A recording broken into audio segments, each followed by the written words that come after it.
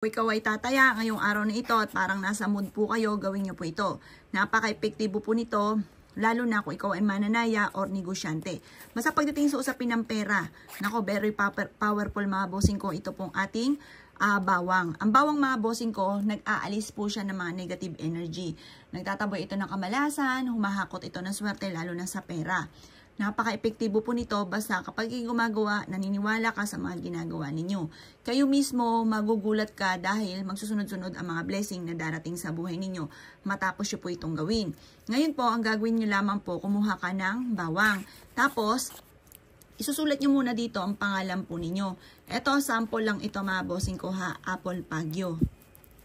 Pagkatapos po nito mga bossing ko, halimbawa mananaya ka, isulat mo yung numero na alaga ninyo. Yan, ito po yung sa akin kasi yun yung mga favorite kong numero.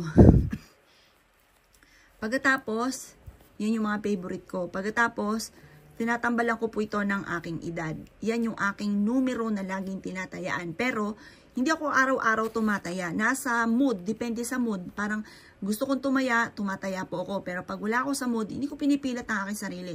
Hindi ko siya ginagawang obligasyon. Basta pag gusto ko lang sa ako tumataya. Ang madalas po dyan mga bossing ko, nakapanalo ko ng mga 5 numero or kaya po 4 na numero or palit ticket mga bossing. Pero kapag 5 numero, malaking turong na rin po yun. Halimbawa, 20,000, 32, depende sa bola. Ngayon po mga bossing ko, basta lagi kang positive. Minsan, hindi dito ako tumatama, pero tumatama ako sa mga lucky pick, ganyan. Ngayon pa mga bossing ko, basta lagi kong tinatandis yung kalooban ko. Pagka gusto ko, tumataya ako. Pero pag ayaw ko, hindi ko talaga siya pinipilit. Ngayon, gawin nyo po ito mga bossing ko at napaka-powerful po nito mga bossing ko ha. At isulat nyo rin po ito. Yan. Sulat nyo po yan. Yan po ang numero ng pera. Para makuha nyo yung target ninyo, makamit nyo kung ano man yung inyong mga pinapangarap. Yan. Isa po ito sa simple at napaka-epektibo na sign na money magnet mga bossing. Ngayon pa mga boss, pag ginawa nyo na po ito, kailangan nyo lamang po ng bawang at pagkatapos, ito po ay tutupin yung ganyan, ilalagay nyo po ito sa bulsa po ninyo. Kapag ikaw ay tataya, ilalagay nyo po ito sa bulsa po ninyo. Makakatulong po ito para ikaw ay makapanalo.